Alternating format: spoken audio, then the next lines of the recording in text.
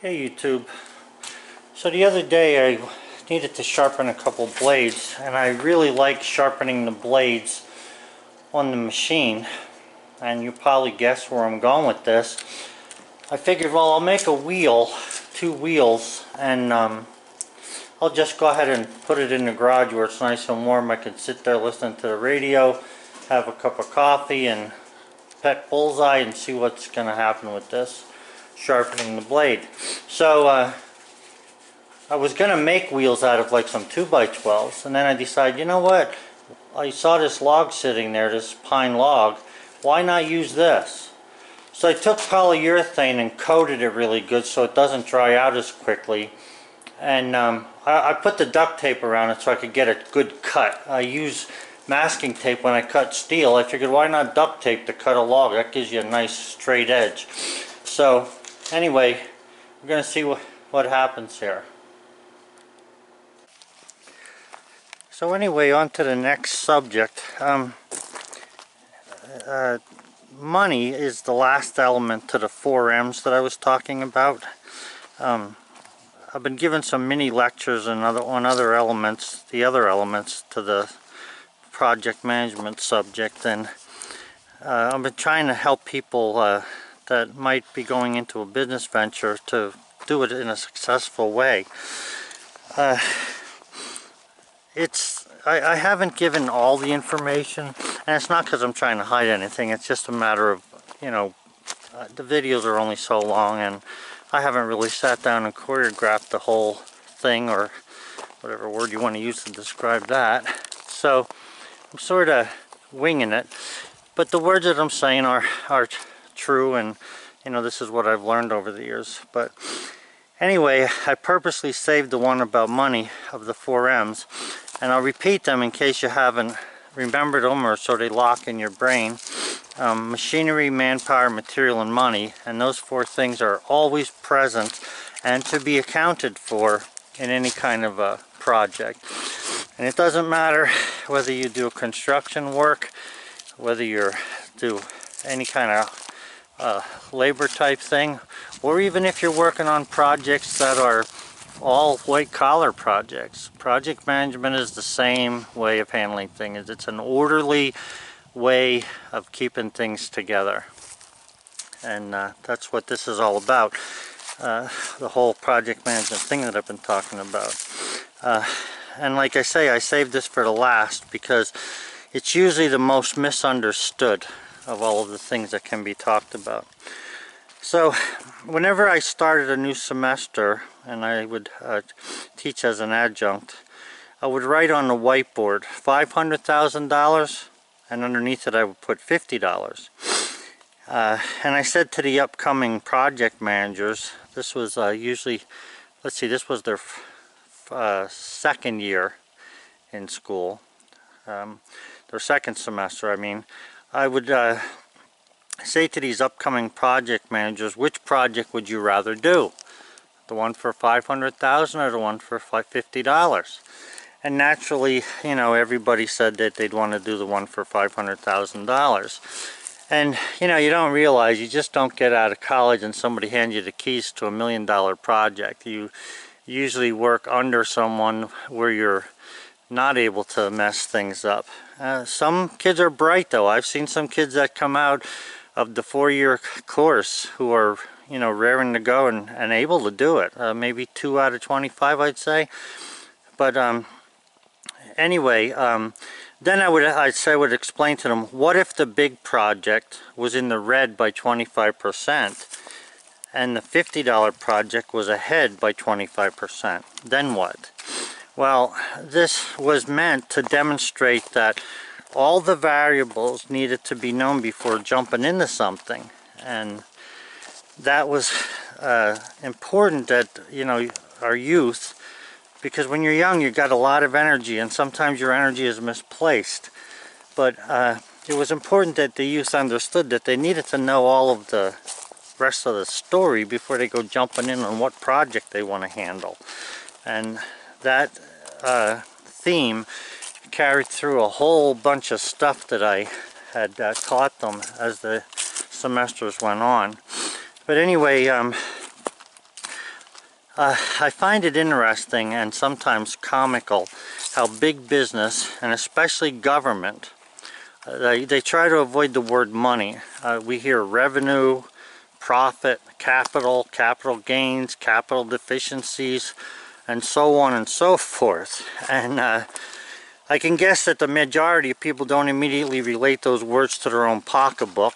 And when it comes to government, it is your pocketbook.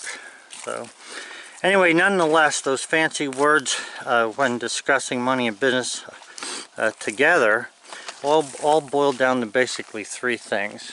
Now this has to do with project management or business management, okay? Not just project management, but business management. So the three things then, and we've talked about this before, I've talked to you about this in the past, the estimated cost. How much is something going to cost? It doesn't matter whether you're going to build this little garden thing here, or whether you're going to build a building from here up to the other telephone pole up there. The point is that you have to have some kind of an estimated cost, so that you know that if you hire someone to work at it, or you're going to do it yourself, you need to know how much money you need. It's that simple. So you got to be able to figure out how much a project will be. And then the next thing you need, that's the estimated cost, okay? And then the next thing you need is what's known as a solid budget. Now, a lot of people find it hard to budget money. I mean, they really do. It's, I see it in my grandkids and in my own kids. They grab their paychecks and they can't wait to get to the store and start spending. And really, I guess I was fortunate. My dad and my grandfather taught me to save first and then pay your bills. Pay yourself first, okay? And I had a lawyer who was a good friend of mine that also said that. Pay yourself first. So put money in the bank for yourself. But anyway, a solid budget then is combining all the cost from the different work areas, the machinery, manpower, material, plus this money now. Then you can start to see now where my lectures were coming together here. Okay, this is all a matter of knowing all these things, putting them together, and coming up with a number for yourself of how much something costs. So, a solid budget. So the estimated cost and a solid budget. And then the third thing is, and this is the essence of having a budget, and that's keeping control of the cost, staying in line with the budget. I mean, if you can have a budget and you can have everything figured right to the penny, and if you estimate properly, you might have things just totally figured out and you're doing a good job and it costs exactly what you said. But if you don't keep control of the cost and watch where you're spending, and you get arrogant in your abilities, what happens is, sometimes you end up over your head anyway, or you've bought in, like I mentioned in materials, the wrong materials. So you need to watch that. And anyway, the keeping control of the cost, it means that somebody, okay, someone has to be watching the kitty, holding the purse strings, or whatever you want to call it. I used to call it monitoring. Okay, monitoring. So I will also add that not only is the money being monitored, but that adjustments are made, so a change in the estimated cost can be adjusted in some other areas so the budget can be adhered to. So in other words, let's say that you estimated something at a certain amount, and for some reason the price went up. I know that a few years ago copper tubing was relatively inexpensive, and then all of a sudden copper tubing jumped up, and right now it's crazy the price of copper. I don't know what it is off the top of my head, but I know it's probably quadrupled over the past 10 years or so. So that's something that can put you in a hole if your project has to do with copper, and that's something that needs to be looked at. But what I'm saying here is, in keeping control of the cost, if you see that one thing has cost you more than it should have, and hopefully you've built a little bit of leeway in there for yourself. About a 5% leeway is normal when it comes to job costing. But anyway, it can be higher, depends on who it's for.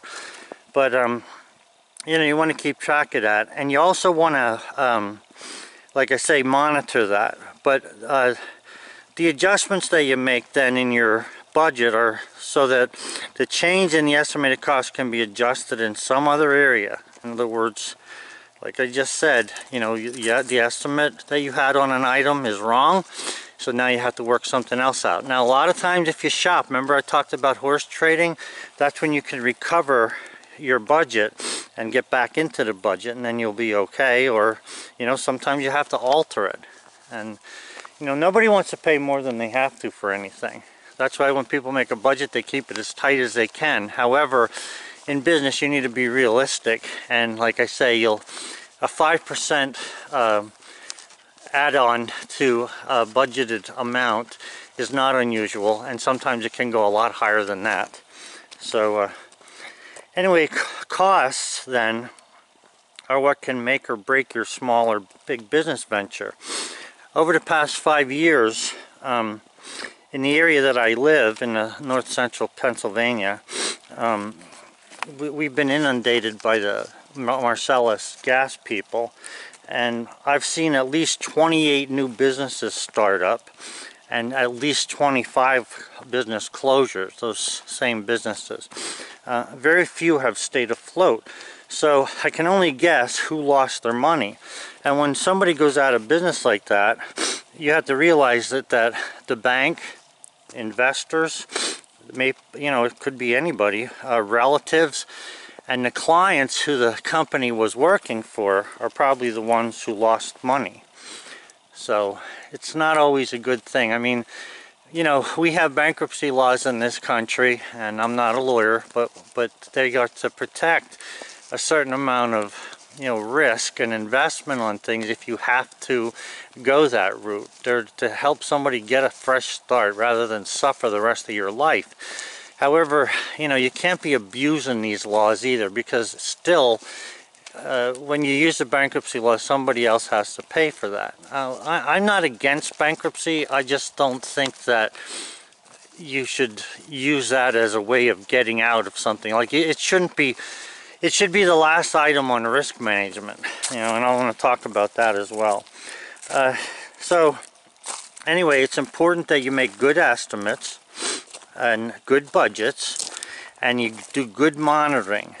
Once they're being performed in small business, you're on your way to success. However, who does that?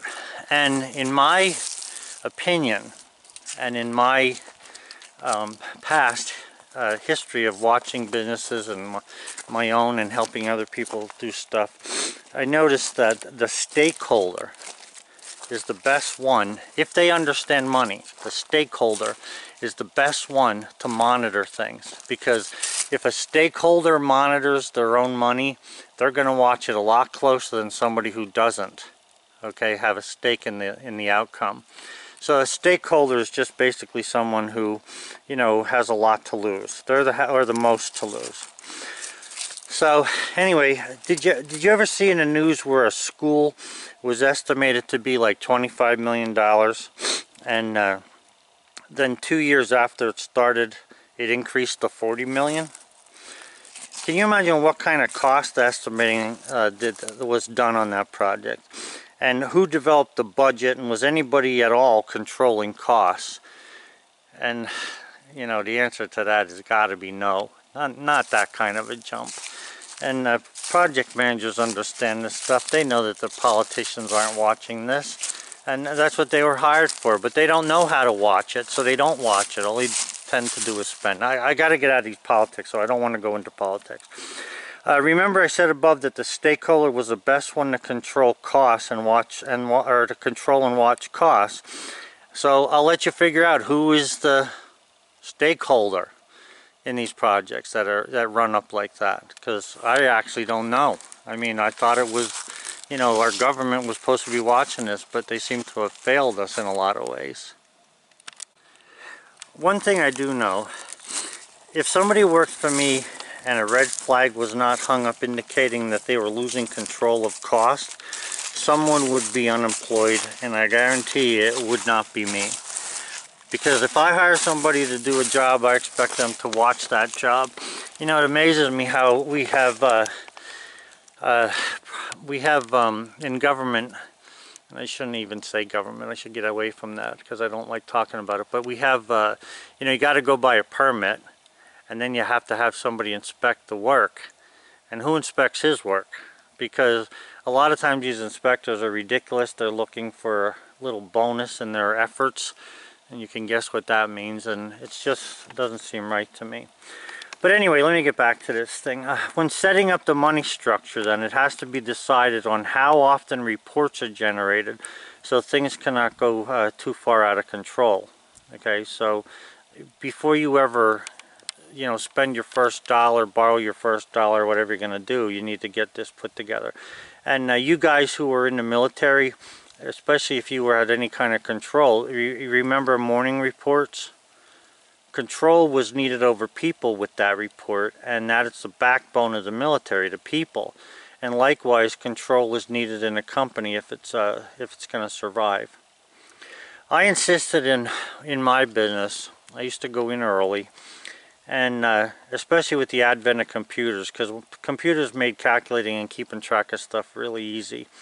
I made it so that I had a report on my desk every day by 7 a.m. And yes, that's even before we actually opened for business that day. So I would have a key person, or even myself, get this report done so that it could be understood, and you know, where did we stand on the job. So this way every person that's involved in what's upcoming could be told what they have to do, or you know, speed up, change something, tactics aren't right, or whatever. It just, you know, make changes because of something was happening to our budget.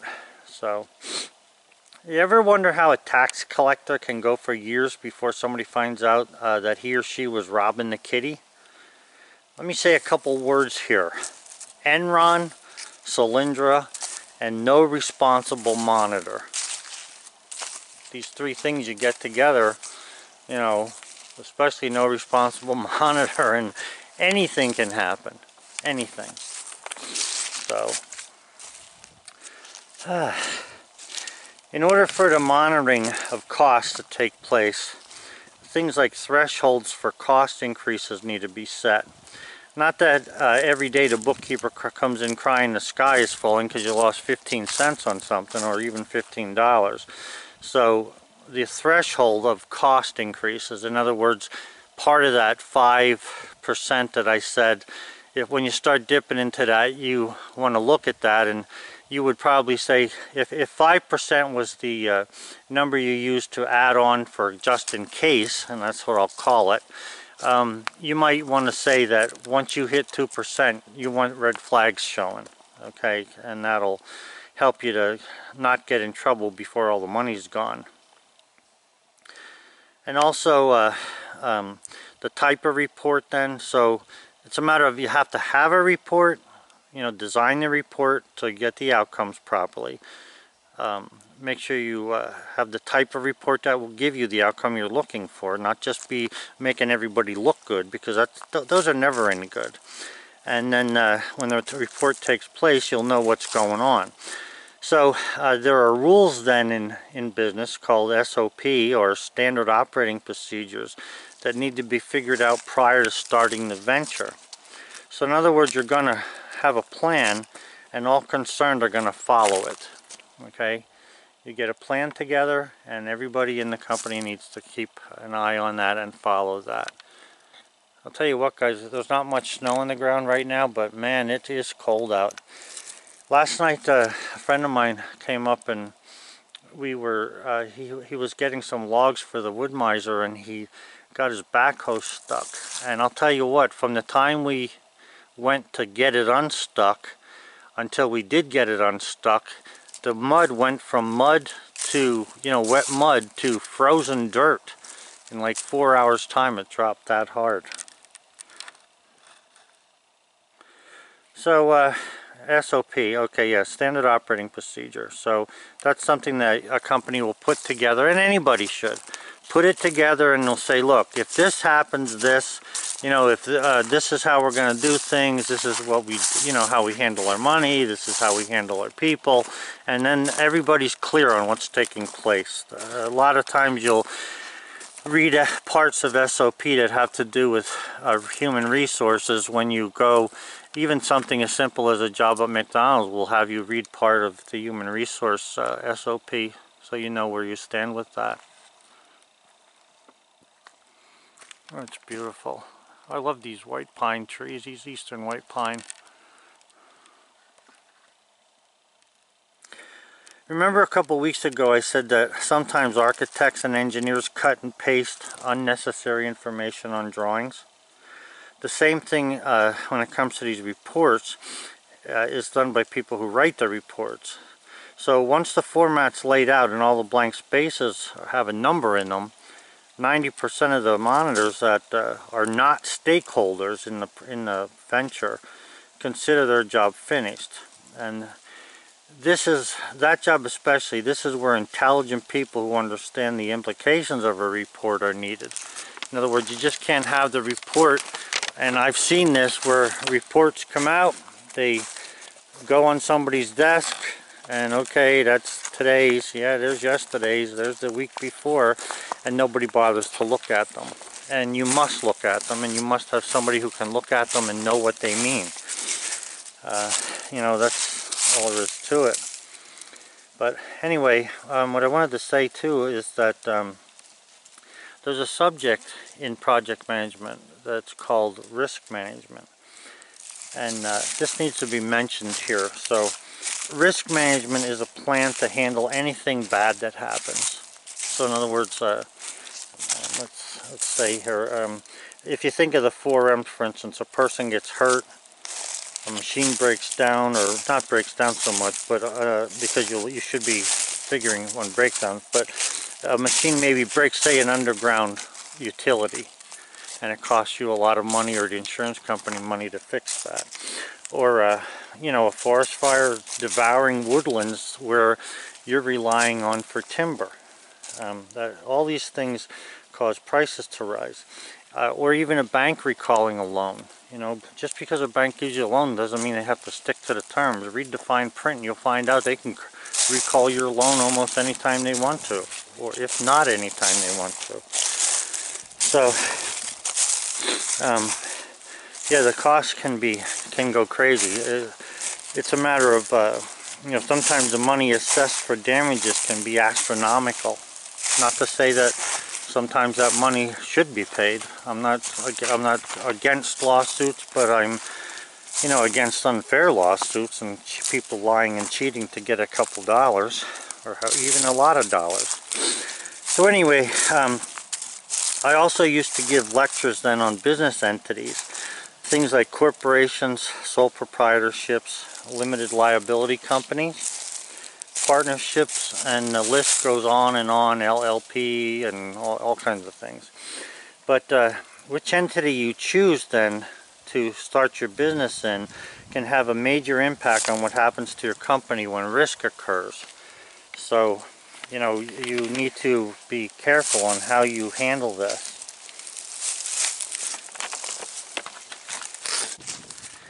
Alright, so anyway, let's get back to the money thing then. There's something also, there's something called OPM, and people who aren't business minded and who are actually locked into their own little world sometimes don't really get this, but OPM, and it's taught, I taught about this and taught how to use this, but OPM is known as other people's money. Very few companies out there can finance themselves. Alright, there's very few companies that can finance themselves. If you, you know, if you're starting a small business and you're going to use your savings or whatever, you know, I'm not saying not to, I'm not saying to, I'm saying most companies cannot afford to finance themselves because they need to borrow some money somewhere. But if the owner of a small company was thrifty, for instance, a good saver or a good investor, he may be able to finance his company, but it's a rarity. Okay, it's rare that you don't have to deal with the bank. What I'd like to say though is, back in 1987, after working for 18 years in a family-owned business, I made an announcement to my family, and what I said to them was, I got them all together and I said, we no longer need a bank to finance our company. In fact, I said, we can finance not only the company but also the children's educations and also the homes they buy. So I think one person in my family knew what I was saying at that time, but to me it was a biggie. I was 33 years old at the time. So give you an idea of, you know, it took I think 18 years or so, yeah, 18 years I guess it was, to get to that point. So then in order to acquire OPM, other people's money, the most simple way is to borrow it. Or you can solicit stock if you have a corporation, or you can get stakeholders to invest. You know, just could be relatives. But regardless of how you do it, there's legal hoops that you ought to clear before just grabbing the money and running. Because there's always something that somebody may or may not quite understand about things when it comes to money. And money's probably the biggest thing that breaks people up, you know, especially people that don't understand it. They look at one thing and they don't recognize risk or the risk that's involved, and next thing you know, the risk takes place, whatever it might be, and they're mad at the world because they didn't get their money back. Now, granted, I would be too, but there are certain things you realize are a risk, you know, and you need to watch that. So then also when borrowing money, there's an element of greed that I found in the lender. I know people don't like that word, but hey, tough. It is what it is. I've never in my business career been able to put any other label on that, you know, thing. It seems like the people who lend money tend to have an element of greed. Not so much, I'm not talking about big tellers and bankers that work for a bank. I'm talking about the people who initially invented the money system, you know, and put things together on how to borrow, interest and all that stuff. There's some kind of greed there. So in order to borrow money, you have to know some of the rules, or you have to know the rules, I should say, and you have to play by them. So some of the basic rules, I guess I can probably figure 3 of them at least. You have to have a good credit rating or a good credit score. That's number 1. Okay, if you have poor credit and you know you have a poor credit score or credit history, you know, bank's not going to want to lend you money. Now it's a lot more lenient now than it used to be, but most people now you know, well, I'll get into how they get the money and what I think of it. But anyway, so let me just stay on my path here. Having a good credit rating, that's what you want to do. Okay, you want to have a good credit rating. And then next to that, I would say that you should have assets that prove that you had credit and that you paid the debt off. Okay, so you have good credit, you have some assets that are worth money. You know, you don't have to be rich here, and I'll explain it to you in a minute what I mean. But and then the third thing I would say is you have to know what the lender's looking for out of the deal. And I don't mean just the terms of the loan, like it's not just a matter of years, interest and amount, but what their guidelines are for approving a loan. And then what you do is fulfill them. You find out what they are, and somehow you fulfill them. If it takes time for you to fulfill them, then fulfill them and go back and get the loan later.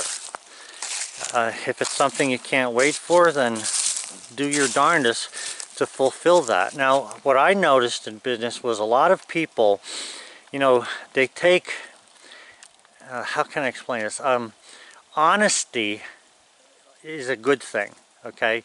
But sometimes people take the word honesty to mean something that is choking them, because even though what they would do to answer questions on a form are honest, they feel that because they don't understand something, and it's because they don't understand what the form is trying to get at, they feel as if they might not be exactly telling the absolute truth on something. And when you have those kind of problems, you're better off having a money manager of some type that you can trust to help you fill out forms, especially if you're going to be, going into debt and you don't understand that. But the forms are easy to fill out. It's just, sometimes you have to answer questions that most accountants would know the answer to, but you might not know the answer to. And it may seem like a juggling of numbers, when in reality, juggling the numbers gives them the answer to the question that they're looking for. And sometimes you have to juggle the numbers to find out what's happening. It all depends on how much you know and how much you don't know. Alright, so those three things then are a good credit rating, have some assets to show you had credit and you paid it back, and then also know what the bank wants. Not just a loan payment. Know what they want as far as guidelines for approving your loan. That's important. Okay, so when I was in business then, and I had to borrow money, this is when I was young, I always accompanied the application with a description of how much money the bank could earn, including from other people's loans, and I'll explain that. Especially when I was building an entire project of homes. So steering home buyers then to the bank was just good business. So in other words, I would borrow money to help get the project started, and then every time I sold a home, the bank would get the mortgage, and or else I would steer them towards that bank. Now naturally, they don't have to go there. They could go wherever they want. But the good thing about it is my hands were out of the picture, but the lenders still made money from my endeavors. And that was you can make friends that way. It's they recognize your business is reputable when things like that happen. I would also accompany a letter to a bank when I purchased property that I would rent, even to the point sometimes, and this might sound crazy to you, but even to the point of offering the bank more than they wanted in interest. Sometimes a higher interest rate, or I would offer more towards closing costs. Yeah, I didn't do it because I was generous, but because I figured the cost and gains in advance and knew what I could afford and still maintain a good income. Now, I'm not talking about giving the farm away again, and you've heard me say that term once before or twice before. It's not a matter of giving away the farm. It's a matter of being fair, honest, and getting the project completed, or getting what you need to have done finished. So at this point, I'd like to say something also. I said I was going to talk about loans. Let me say this now about home equity loans. They're a very popular way of getting money. Okay, home equity loans. But as far as I'm concerned, I don't risk my family's security, and I don't risk my children's security or their future. Now, if this was a matter of my wife and I alone, in other words, the kids are gone or the kids hadn't come yet, then that's different. We would engage in a venture. That's a different story, because it's two adults making a decision. But when two adults have 2, 4, or however many kids, you need to consider this. You can't just be making choices because you want to make choices. You just got, you want to make them because they're going to do well for your family. When you're borrowing money, then it's like a baby learning to walk. It takes time and it takes patience. I remember the first thing I financed when I was in business, when I started in business, was a small trailer that I used to get a mower from job to job. And I think my payment was like $39 a month. And the last time I borrowed money, which is quite a while ago, for my business, the payments were $7,000 a month. So it took time to develop a good credit rating, but it was worth it, because you get to the point where you go to the bank, you have all the answers, you know what they want, you can honestly show them paperwork that backs up what you're saying you are or what you've done. And getting money is not a hard thing to do. You don't have to walk into a bank shivering and shaking unless you're going on a shoestring and you have nothing and you're praying that they're going to give you money out of generosity. And I'll tell you what, banks don't lend from being generous. Believe me, even though when you borrow the money you feel so good, well, I got my new truck, I got my new truck. Well, you know what, the bank's going to get their money one way or the other. I used to have a friend that worked on Wall Street. I built a place for him, and he says to me, remember, Joe, the piper always gets paid. And that's what he was talking about there. So, also, a friend of mine one time, this was a long time ago, he walked into my office when I was super busy, and on the top of my notebook, I carried a notebook with me that I wrote everything down that took place during the day. Within reason what I'm saying, everything. I mean, like, things that I knew were important, and also things that I thought about something so that I could, look back at the day and remember what all had to be remembered. But anyway, a friend of mine walked into my office, and he wrote on the top of my notebook, and I had an open door policy. I didn't care who walked in on me. I was never doing anything that they couldn't see. But anyway, he wrote on the top of that thing, be content with the endeavor. And being content's always been hard for me. I love working, and I'm always, even now, looking for the next venture. And I'll invest into anything as long as it's a good venture. And most people, if they don't understand a lot more than what I've said to you, but at least what I've said to you, if they don't understand that, I don't even look at it a second time. And neither does anybody else who does investing. Let me also say there's many money advisors out there. They deal on how to make your money grow after you have money. Well, sometimes they're of little help to a businessman trying to get started. So, usually for the benefit of themselves, though. If you invest anywhere, who's the stakeholder? You need to ask yourself that about your money. Wherever your money's put, who is the stakeholder? And then, do you trust the person to watch the kitty? Would you trust somebody who was a C student in economics through college, or would you trust somebody who was an A student? And sometimes this is what you get. You don't know what took place out there. As many times as they ask you a bunch of personal questions, you ought to be asking them just as many personal questions. I remember one time, I live in Pennsylvania, and there was a technology company falling apart here, and my wife and I had invested in it. And I remember we were losing $80,000 an hour for what I call a fateful day. But I didn't get one phone call from the investment firm. And I won't name them, but I'm just saying. So, but then again, on the flip side of that, we also tripled our money 3 years in a row when I put the money into a company that had a 50-year proven track record.